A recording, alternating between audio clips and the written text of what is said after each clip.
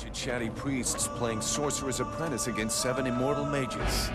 Sounds great. Hey, what's up, friends? BC here from A7 Video, and I've finally completed my first quote-unquote next-gen game. I got it under my belt, so it's time to give you guys a review. Today I'll be reviewing Spiders Bound by Flame, an action role-playing game that follows a similar gameplay style to their last year's outing, Mars Warlogs. Now, administrative note, I played the PC version of this game. So I'd like to give you the bottom line up front if you will allow me to do so. Who's gonna like this game?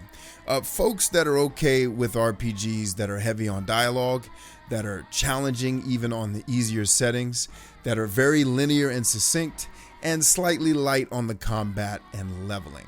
With that in mind, let's talk about the categories of gamers and how you may or may not react to Bound by Flame. All right, first up, we have our Action Junkies category. I'm going to basically be covering the combat system here. So on the positive side, I felt the combat system was very intuitive and very easy to pick up. It's somewhat tactical, and I'll explain the somewhat when I get to the negative side of the house, but it does punish vanilla button mashing.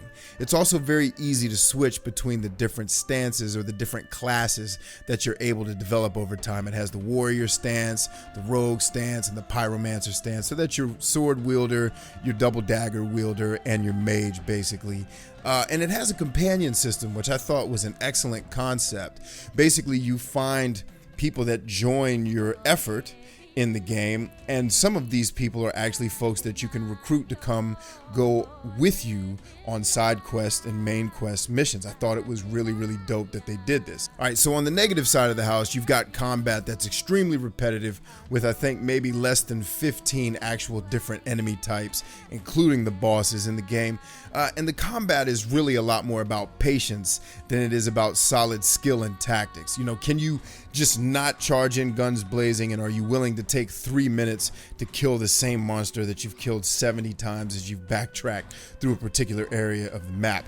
Also, the camera is not always on your side. For a game that does require a certain amount of timed button mashing, where you need to be able to see what your enemy's doing to react to it, the camera sometimes will hinder this. It's not a huge issue by any stretch. Just know that it will happen to you a couple of times. It probably won't even make you lose any fights. It'll just be slightly annoying.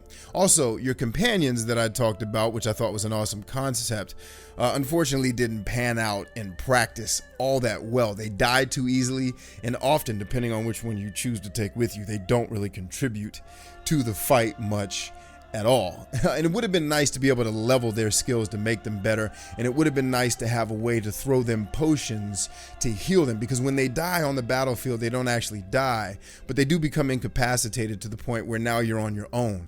If they get knocked out, you're done using them until you finish beating all the monsters in the fight, and then once you do that, they spring back to life. Would have been nice to be able to keep them alive yourself versus relying on AI to control that. Okay, so let's jump into the bookworms category, and you story hounds are pretty much going to get the same old song with a minor twist. So the world's at war, and of course you have to save it, right? Got it. You're a mercenary though, and the twist here is that you're a mercenary that gets inhabited by a demon during a ritual gone wrong in an attempt to save the world. And so throughout the game you have to make choices on how to save the world and whether or not to give in to the demon's control, and that's the hook, that's the twist. Giving into the demon's control makes you much more powerful, in air quotes, and I'll explain that later, but giving into the demon also creates a situation where you lose your humanity. So keep that in mind. I chose to go all out demon because I wanted the power, but you don't have to do that if you don't want to. Also, there's quite a few likable characters in the game. I thought that was a really good point, and the voice acting is absolutely excellent. Now, on the challenging side, on the negative side, while the voice acting is great, the writing is sometimes corny. And the reason why is because the writers tried to mesh contemporary speech, like language you and I would use today, with this kind of fantasy world speech. And then there's also characters speaking like Yoda, and then there's another character who speaks in like King James biblical English, and it doesn't mesh well together when they're all trying to have a conversation. Also, the story is somewhat disjointed and abrupt. There's one particular event that I remember that happened in the game. I won't spoil it, but it's a huge thing that you do, and it's a horrible thing that you do, but it's necessary in order to get to the desired end state of saving the world. But after you do it, everyone on your team's just like, hey man, how you doing, buddy? Like, they just go about their business like you didn't do anything. So I think the story needed a little bit more depth added to it, but it's not bad. It's pretty good altogether.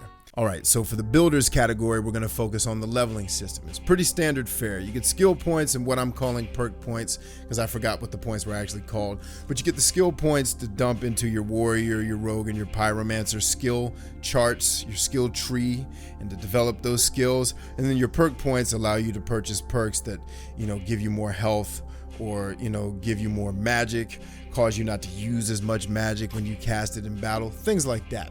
What I really enjoyed about the leveling system in this game, when compared to other European RPGs, is that it doesn't pigeonhole you as badly as those RPGs. So if you think about a game like Divinity 2, where you better be focused on whatever class you chose or you're going to get served at the end of the game, Bound by Flame allows you to kind of experiment a little bit without getting beat up too bad. Now, on the negative side, there's a level cap, and I get why they did it. If you spent 50 hours in the woods leveling up to 100, you would destroy everything in the game.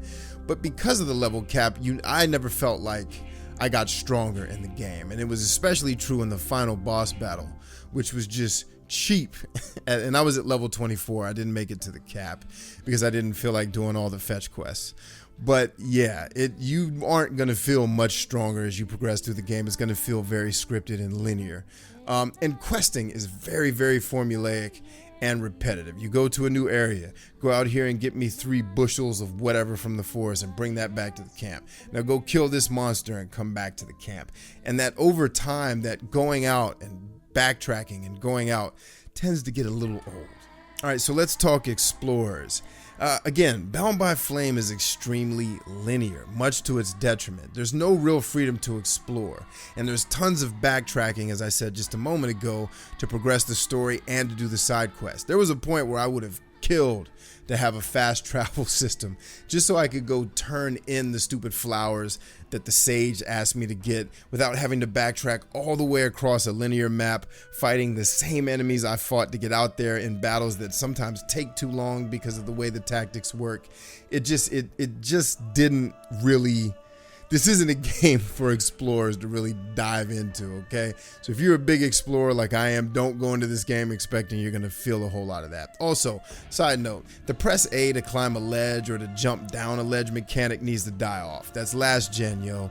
Let that go. It just needs to be a fluid environment that I can traverse without having to watch a cutscene of me climbing up on top of a ledge. All right, so let's talk sound hounds with you audiophiles out there. The soundtrack, when it's present in the game, is amazing. I was really, really impressed with the music. And as I said earlier, the voice acting was also very dope.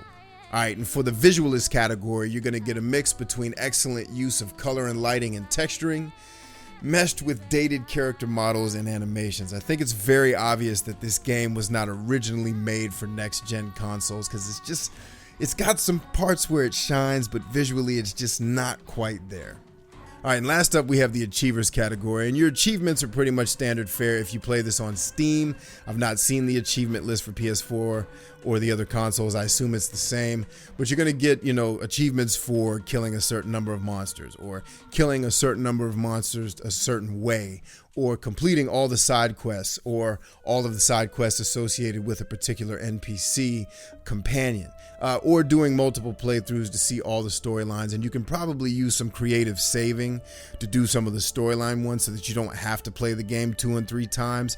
Just keep that in mind. I thought the achievement list was pretty good. All right, so let's wrap things up. Bound by Flame was touted as Spiders and Focus Home Interactive's most ambitious RPG to date.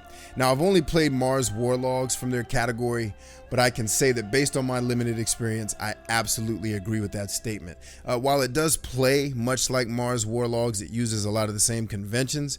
Spiders has made quite a few improvements that I was very glad to see in Bound by Flame. So is it a truly next-gen game that's going to light the world on fire? No, of course not. But it will give you enough decent fun while you wait for whatever that game is, as long as you're cool with the concepts that I've outlined in this review. Alright, good people, our first Alloy 7 next-gen game review is in the books. Allow me to thank the good people at Focus Home Interactive for hooking me up with a PC version of this game. Allow me to thank all of you for watching. I hope you found it informative. I hope that you enjoyed it. I hope that I've helped you make a decision about whether or not you want to play this game. And if you have questions, if you've played the game and want to make commentary, hit me up in the comments or wherever you know to find me at. And until next time, friends, until all are one, this is BC from A7 Video signing off. Allow me to tell all of you peace and Godspeed. Alloy.